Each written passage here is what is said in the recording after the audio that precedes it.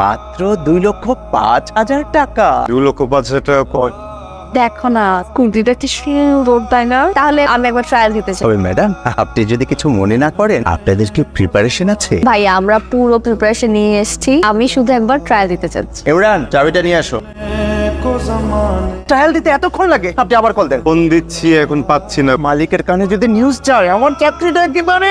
বাসায় খোঁজ করেন, বাসা থেকে আসতে বলেন। আর বস, ম্যাডামের বাসা। আমি কিভাবে করবো? আমি তো চিনি না। মানে হচ্ছে 6 বছর সম্পর্ক, তো বাসায় এখনো যাওয়া হয়নি। তার মানে আপনারা হাজবেন্ড ওয়াইফ না? চিন্তা করেন না, চলে আসবে তো। চিন্তা তো করবেন আপনি। কেন? ম্যাডাম যদি না আসে, টাকাটা আপনি দিবেন। আসসালামু আলাইকুম আব্বা।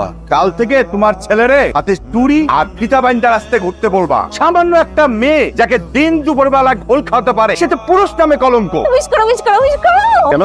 আজকে আমার একটা স্বপ্ন পূরণ হতে যাচ্ছে। কি স্বপ্নটা? কি? তোমাকে আমি বলেছিলাম মনে হচ্ছে? আমার অনেক দিনের স্বপ্ন যে আমার একটা স্কুটি থাকবে। চাচু আজকে স্কুটি কেনার টাকা পাঠাইছে, আমরা এখন যাবো একটা স্কুটি কিনতে। এখন চলো। তুমি আমার সাথে এমনটা কিভাবে করলা? তুমি তো এমন মেয়ে না, কিন্তু কোনো ঝামেলাতে পড়ছো। আমাকে একটা ফোন দিতা, ফোন দিয়ে বলতা, আমরা কিছুই বুঝতেছি না। আচ্ছা, তুমি কি হসপিটালে আছো? তোমার কিছু হয়েছে?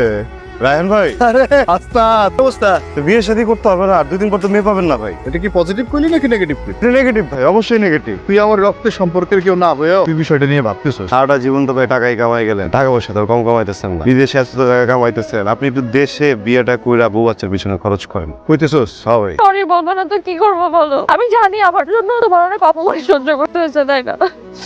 মানুষ যে কত খারাপ হতে পারে আমি না হারে হারে টের পাইছি এবার। জানো, একটা মেয়ে রাস্তার মধ্যে পড়ে আছে, মানুষজন ওই মেয়েকে মোবাইল, পার্স, ওয়ালেট এগুলো নেওয়ার জন্য ব্যস্ত হয়ে গেছে জানো। ওয়ালেট, টাকা যা গেছে এগুলো তো আমার পাওয়া যাবে।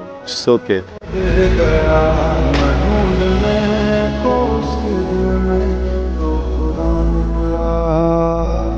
এত টাস্কি খেলেন কে? আমি কইছিলাম না ভাই একেবারে পরিলাহান সুন্দরী পরিচয় বেশি।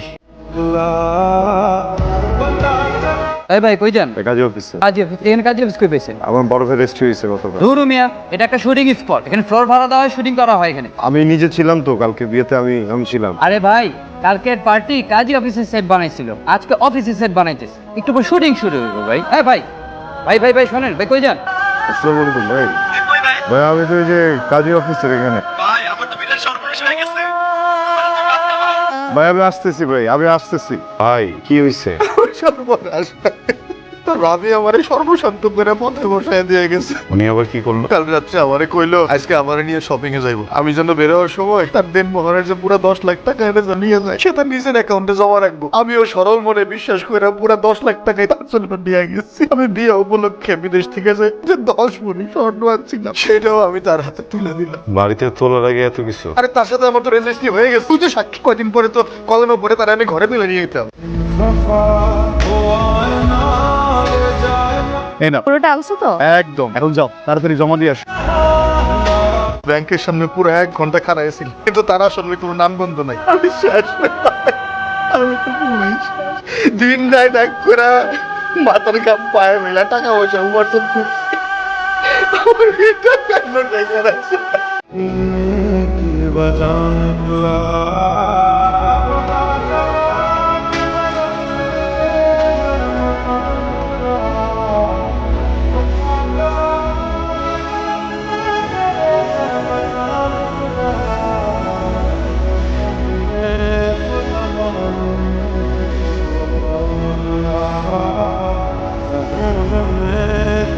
ছোটবেলায় বাবা মা প্রচুর ঝগড়া করতো, বাবা মাকে সারা রাত মারধর করতো। আমার বয়স যখন 14 তখন বাবা মার ডিভোর্স হয়ে যায়। এরপর তারা আলাদা আলাদা সংসার করে, কিন্তু ওই সংসারে আমার বোনের ঠাঁই হয়নি। আমার বোনের না খুব সুন্দর একটা মেয়ে আছে, তো সুন্দর, এত হাসি খুশি একটা মেয়ে। ওর নাকি অনেক বড় একটা রোগ হয়েছে। আমার তখন থেকে কাজ করা শুরু, কখনো সেলস গার্ল, কখনো এটা কখনো ওইটা, যেভাবে পারছি বোনকে হেল্প করছি। তখন থেকে আমার এই মানুষ ঠকানোর যাত্রাটা শুরু। আপনি আপনার মতো আরো অনেককেই আমি প্রেমের ফাঁদে ফেলিয়ে। গত 1.5 বছর আমি তোমাকে অনেক খুঁজেছি, ঢাকার প্রত্যেকটা গলিতে। বছরখানেক হলো শুল্কবন্দি হিসেবে চাকরি পেয়েছি। ক্যাফের সামনে চলে এসেছি। আচ্ছা, আমি ভেতরে আছি, তোমাকে বলা হয়নি আমি বিয়ে করছি। আমার ফিয়ান্সের সাথে দেখা করতে এসেছিলাম। তো আমি কি তোমার হাতটা একটু ধরতে পারি?